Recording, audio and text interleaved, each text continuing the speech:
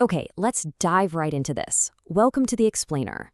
You know, we're constantly taking these incredibly complex, multifaceted global events and boiling them down into clear, structured insights for you. And today? Well, today we're basically opening up a time capsule. We're looking at a highly specific and, let's be honest, undeniably chaotic snapshot in time, May 2026.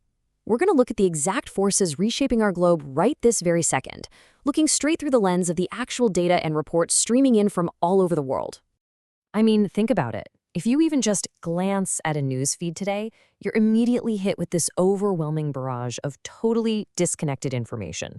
It's pure whiplash. In one breath, you're reading about this severe escalation of conflicts in the Middle East.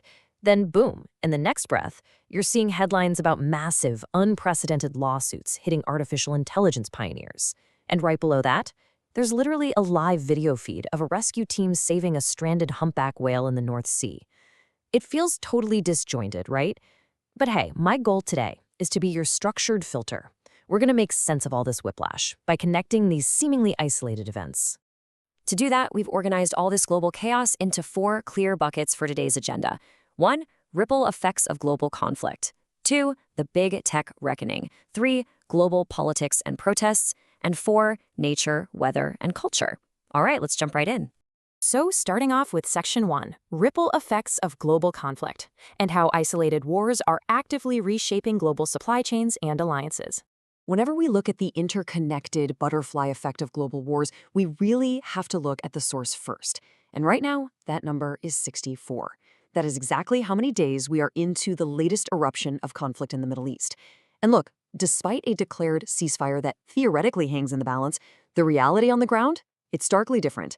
Israel and Hezbollah are actively continuing to trade blows. It's a region that is just locked in this fierce, ongoing cycle of attrition.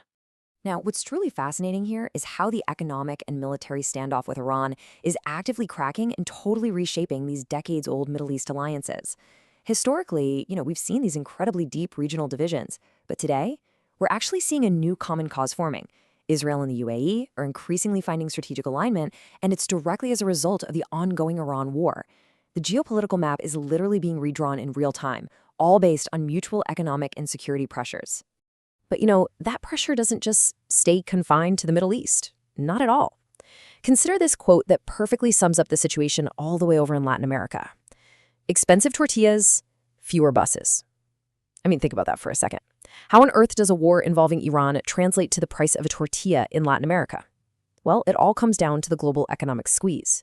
As fuel and supply chain costs absolutely spike due to the standoff, everyday goods thousands of miles away suddenly become unaffordable.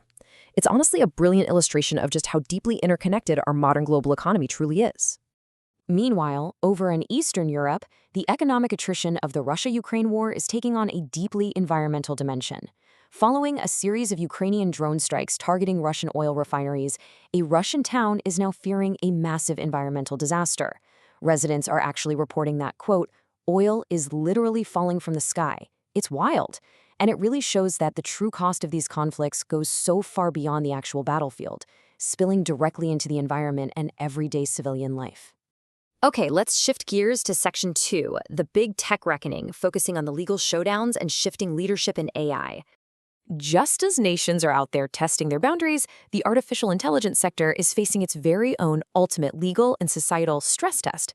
I mean, the biggest story in the tech world right now is absolutely this high-stakes courtroom battle between Elon Musk and Sam Altman. Just looking at the timeline of how this showdown started is pretty dramatic.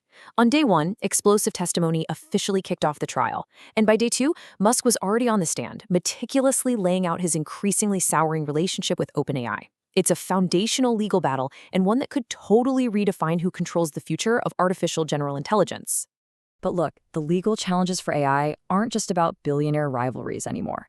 They are becoming deeply tragic and intensely personal. We're seeing this severe, unprecedented lawsuit where the families of the Tumblr Ridge shooting victims are officially suing OpenAI and CEO Sam Altman.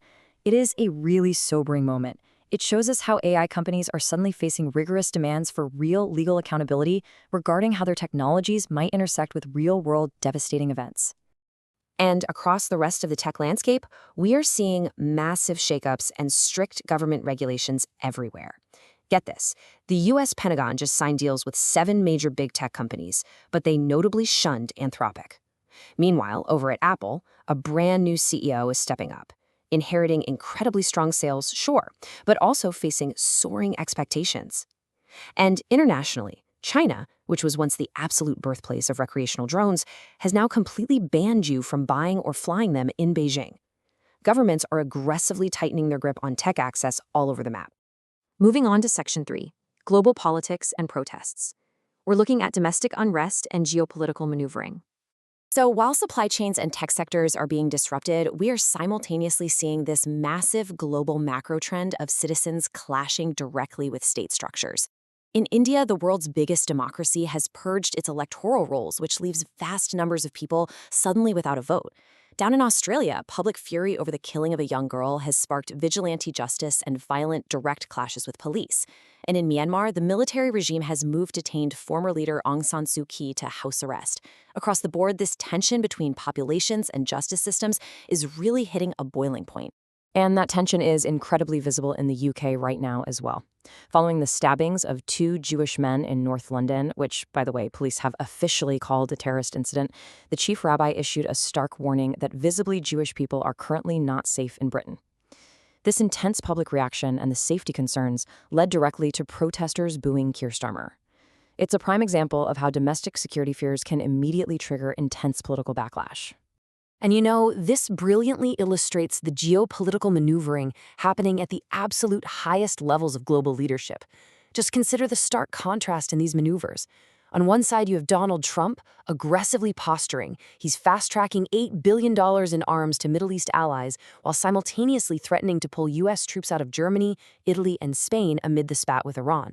On the flip side, Vladimir Putin is dealing with mounting pressures and threats, which was pretty evident when he hosted a noticeably scaled-back military parade in Red Square this year.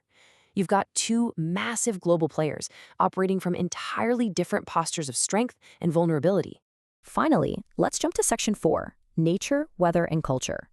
This is all about the surreal and extreme human element. To wrap things up, let's consider a bit of a palate cleanser that perfectly reflects the absolute whiplash of the modern news cycle. We're going to juxtapose extreme natural events with some incredibly bizarre cultural phenomena. Starting with the extreme, the United States is currently enduring a deadly and highly destructive weather outbreak. Tornadoes have devastated Texas towns for a staggering 6th straight day. And forecasts are showing this is far from over, as the severe storm threat is now actively shifting east, putting entirely new communities right in the crosshairs of these massive weather systems. But right alongside that destruction, the natural world is also delivering some deeply surreal and honestly lighter moments. Rescue teams successfully released Timmy, a stranded humpback whale, back into the North Sea, which completely captured the internet's attention. Meanwhile, in a totally bizarre twist of conservation, a billionaire heir has announced a campaign to save Pablo Escobar's notorious invasive cocaine hippos down in South America. I mean, you really couldn't write fiction stranger than this. So the crucial point here is this. Humans are incredibly resilient and sometimes, well, incredibly single-minded. While global conflicts rage on, AI faces trial, and extreme weather batters the coast, life and extreme luxury just goes on. $10.5 million. That is exactly what owners are still willing to drop on a single horse, all in the pursuit of winning the Kentucky Derby. And finally, we see this incredible juxtaposition of celebration and somber memory playing out on the world stage. William and Kate just shared a family photo to mark their 15th wedding anniversary, but during that exact same time frame, the royals were in New York, leaving a handwritten message of enduring solidarity at the 9/11 memorial. It is a powerful reminder of how public figures constantly have to navigate that delicate line between personal endurance and historical grief. Which brings us to the final thought I want to leave you with today. We've seen the data, we've seen AI put on trial for real-world consequences, we've watched decades-old Middle Eastern alliances physically crack under economic pressure, and we've witnessed extreme weather surging across entire continents. These aren't just isolated headlines, guys. They are deeply intersecting trends. So the real question is, as these massive forces continue to collide, where exactly do they leave us tomorrow? Keep that in mind as you watch the news unfold this week. Thanks for joining me on this explainer, and keep learning.